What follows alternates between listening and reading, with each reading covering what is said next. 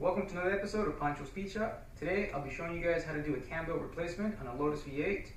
Plus I'm going to go into a little bit more detail on something that I mentioned on my previous video, and that is my fix for the intermediate shaft. Now granted, this engine is outside of the car, so it's going to be a lot easier to do the cam belts, but I can show you a lot easier what is involved. Now there's a lot of shops that say that cam belt on a V8 is engine out, but that's not true. I can actually do cam belts with the engine in about 3 to 4 hours. So let's begin. So before I start, I want to make sure that everything lines up. So I start by going under the car and removing the crank position sensor. So there's the crank position sensor, and there's a 10mm bolt that needs to be removed.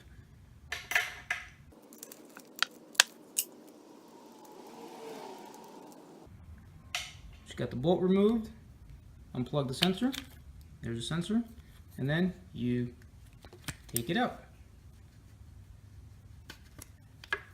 There it is. After I disconnect the cam position sensor, then I turn the crank to 10 degrees before top dead center on the number 2 cylinder.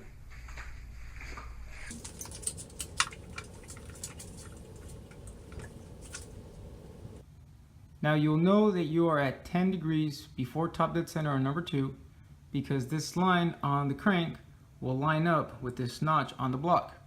And you have your crank locking tool. Now that the crank is in the right position and it is locked, now we're going to remove these 4 bolts in the front of the valve covers.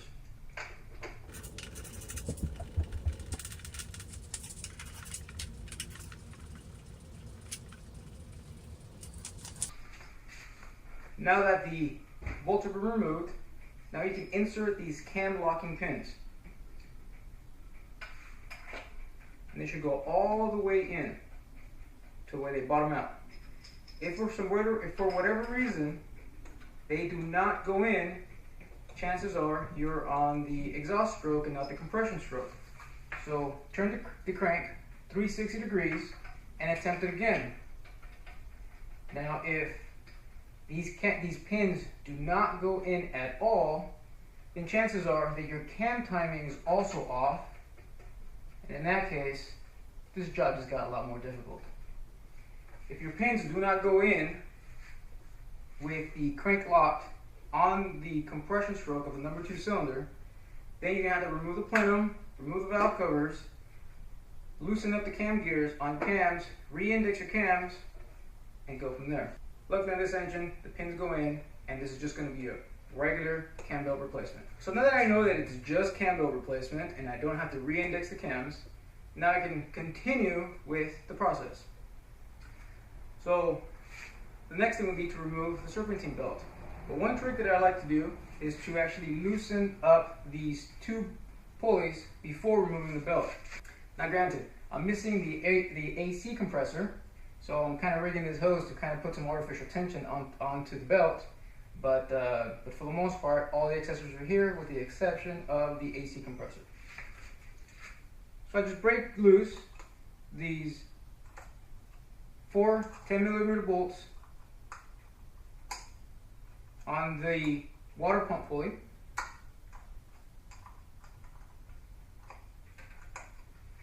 Then I break loose the 3 13mm bolts onto the power steering pump.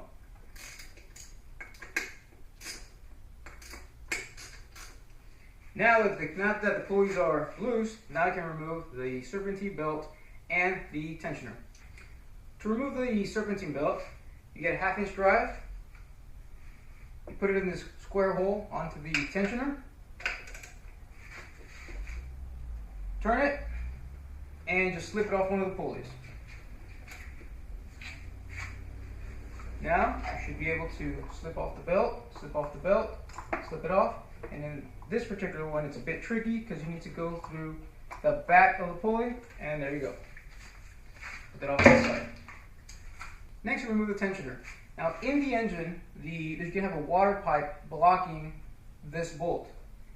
So you might just have to push it out of the way. You don't have to remove everything, just push it out of the way to get some clearance on this bolt. It's a 17mm bolt.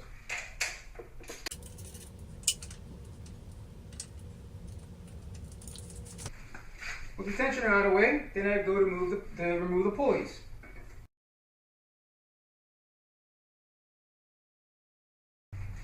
So now with the pulleys out of the way, now you can remove the cam covers. Remove these 4 10mm bolts. Now this particular one, you're going to have fuel lines in the way and some vacuum hoses. So you have to maneuver it, but it does come out with the engine in the car.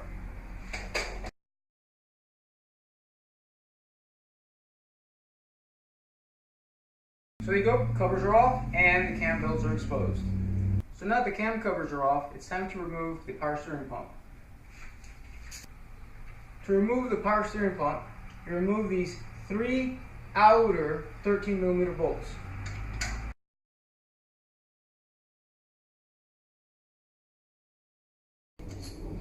Now here I'm going to remove it completely, but in the car, you can just move it off to the side and just hang there. So now that the pumps are out of the way, it's time to loosen the tension and remove the belts. To remove the belt, loosen the tensioner bolt, which is a 13mm. Move the tensioner out of the way.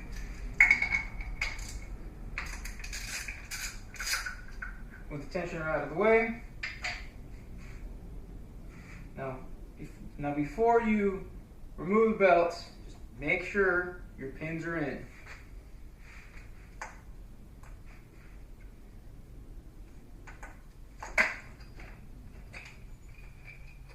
There you go, one belt off. And second belt off.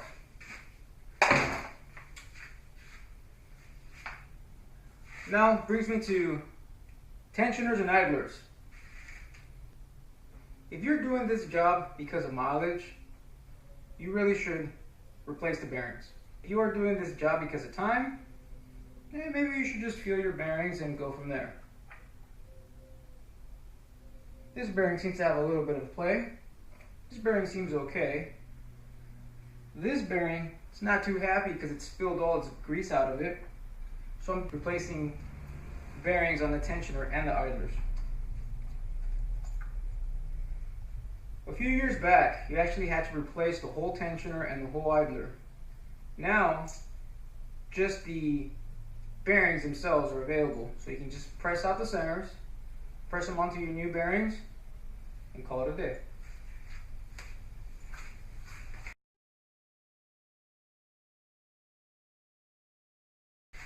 So now this brings me to the issue of the intermediate shaft. All 6 of these pulleys are basically the same. They are not keyed, and they're just basically a slip-on fit. Just by nature, since everything spins clockwise, these will have a tendency to tighten, which is not bad. This one, on the other hand, since there's a chain behind it that goes from the crankshaft to the intermediate shaft that is behind here, as that wants to spin clockwise, but there's a lot of load on these gears that are trying to spin these gears, it will want to do this, which essentially is backing up the bolt. When that bolt backs out, the crank's still spinning, but the pulleys are not. And the crank is still spinning, but the pulleys are not, and it's not driving the cams, so the cams don't move, and you smash a bunch of valves. So I'll show you my fix. So here's the intermediate shaft. I've actually loosened the bolt already, and as you can see, if the bolt just loosens up a little bit, the crank is still locked. The crank is still locked, but the intermediate shafts can spin. This is what you don't want. So I made a tool that will allow me to drill into the shaft and the pulleys, and insert a pin, and lock them in place. Now, a bit of warning. Before you remove this bolt And when you're torquing it, do not rely on the crank locking pin. Lock the crank at the flywheel. Now Lotus sells two tools to lock the crank. One of them requires the removal of the transmission, one of them requires the removal of the plenum. So this job should really be done with the engine out. So here's my tool. As you can see, it's a jig that allows me to drill straight into, that will guide the drill bit and allow me to drill straight into the shaft and the gears. Also, if you're going to do this job, you really should replace your cam locking pins with the setting pins, not the tolerance pins. Put your cam belts back on, take out the slack, so that you can guarantee that the gears are properly timed. So I've already done this. I've removed the belts, and let me show you what I have. So as you can see, there it is. The two pieces are drilled. Now let's reassemble them. So put the first gear on. Put the pin on.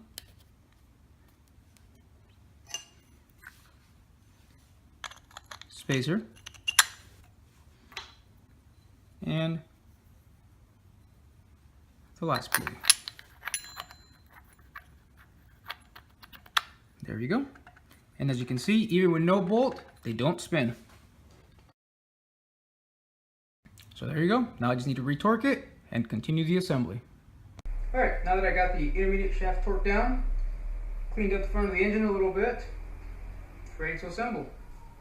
Alright, so I got my idlers with new bearings, I got my tensioners with new bearings, I got new belts. Let's go ahead and install these. Now we start with the driver's side belt. Now, these pins, even though they are locking the cam, they have a little bit of a play. That's why they call the tolerance pins and not the setting pins. Sometimes you might have to rotate the cams just a little bit to get the tooth to line up, but you don't want to force it. You start by running it through the intermediate shaft gear, making sure it's properly seated. Then over the exhaust cam.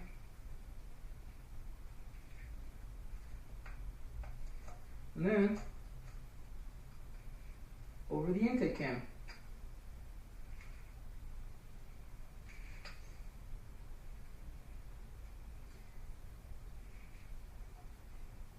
You want to make sure that there's no excess slack and that it's properly seated. Once it is, then you can install your tensioner.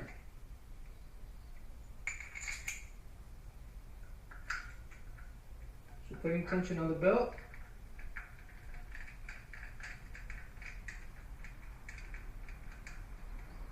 And there it is. Now using your tensioning tool, all you want to do is just take up some of the slack on the belt. You don't want to tension, you just want to take up the slack. And that's about right. And remember, you don't want to tension, all you're doing is just taking up the slack.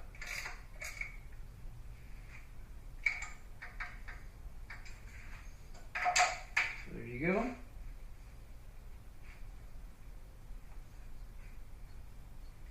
So now we move on to the driver's side. Again, same thing. Over the intermediate shaft, making sure it's properly seated. Under the tensioner.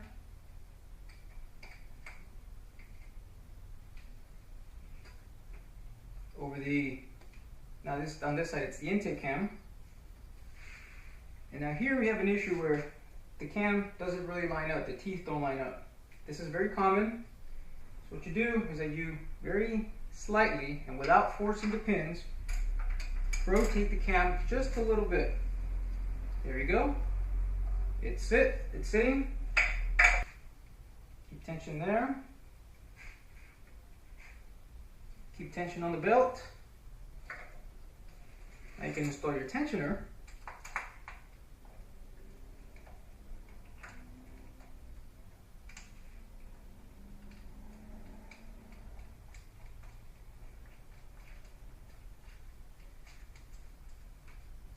And now, just like the other side, we're just taking out the slack. We're not tensioning, we're just taking out the slack.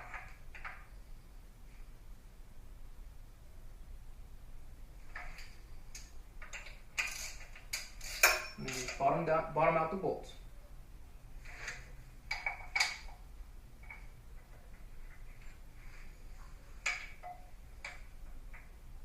Alright, so now that the belts are in and the slack has been taken off the belt, now you just make sure that the pins still go in. So what we do is that then we take off all of our pins, including our crank pin, and we rotate the crank 2 full revolutions clockwise.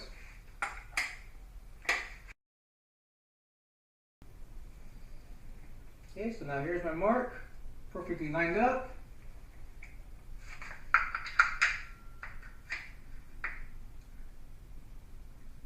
Pin goes in, and the cam pins go in with no resistance. That's perfect. So now we take them out.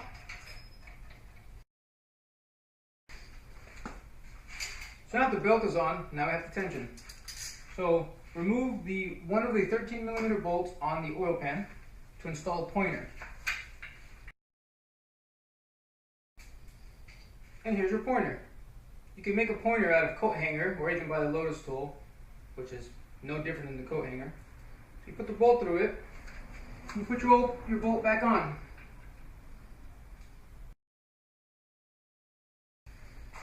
And now we install the Lotus timing disc. You can tape it on, you can put it on with magnets, your call. So basically, currently, we have 10 degrees before top dead center on number 2.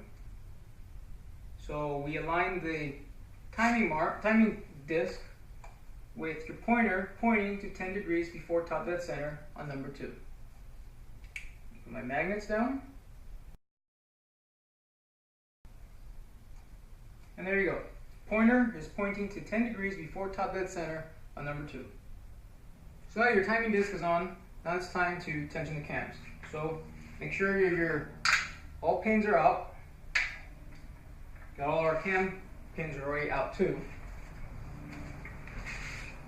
So then you just rotate the crank to the very first mark, actually be the second mark that says 80 degrees after top dead center on number 2, where we tension the left hand bank. Let's do that.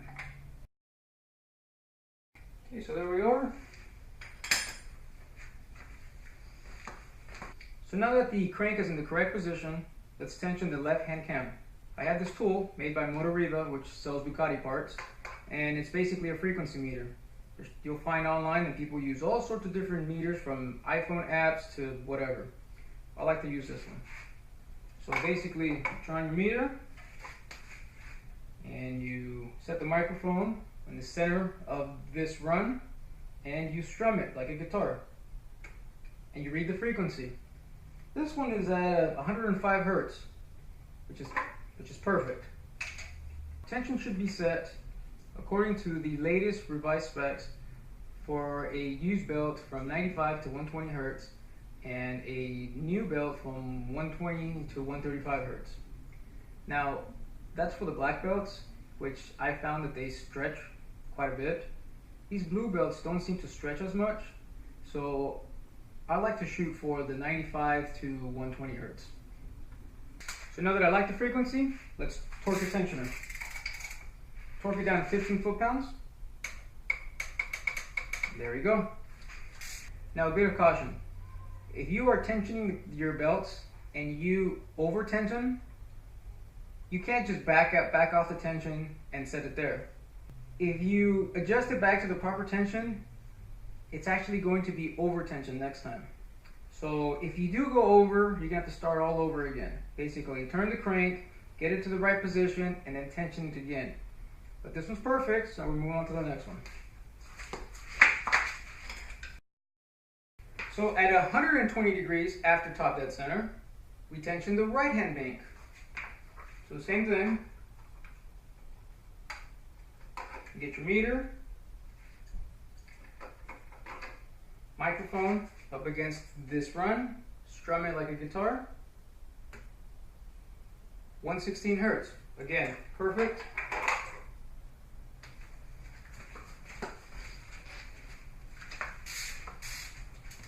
Torque it.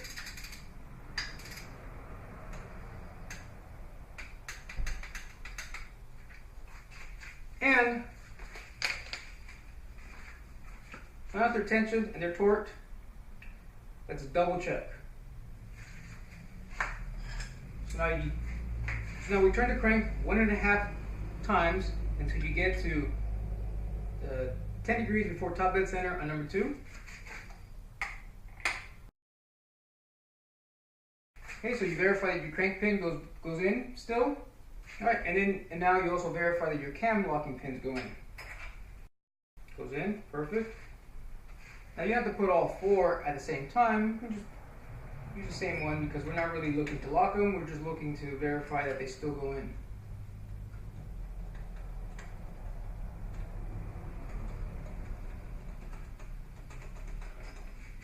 Okay, that goes in.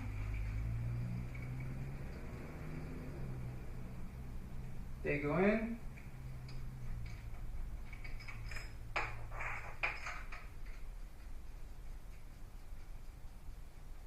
They go in. Now for the tension bolts, there's no good published torque spec. I like to go for 29.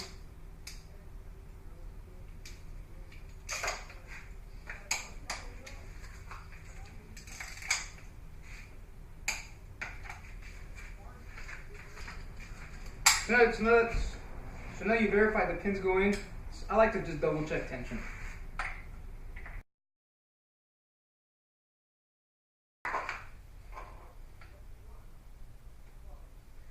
$106, perfect.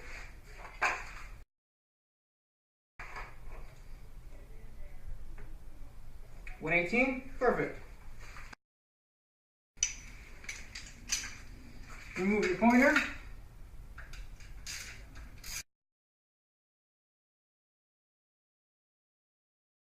Reinstall your pump.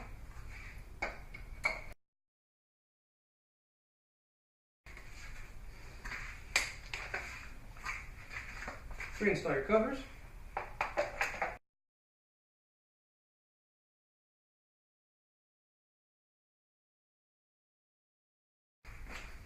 Reinstall the tensioner. Install your power steering pump pulley.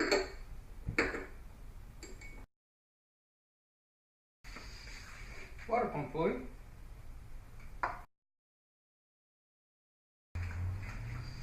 Crank position sensor.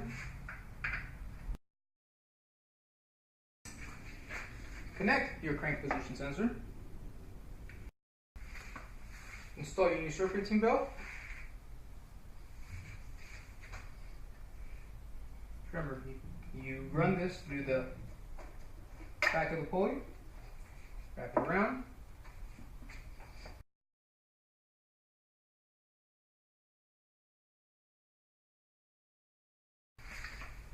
And the last step is your valve cover bolts. Now be careful with these because even though they have 13mm heads, they're actually really tiny bolts. And they don't really take that much torque. They basically just need to bottom out. I've seen a lot of cars with these bolts being stripped.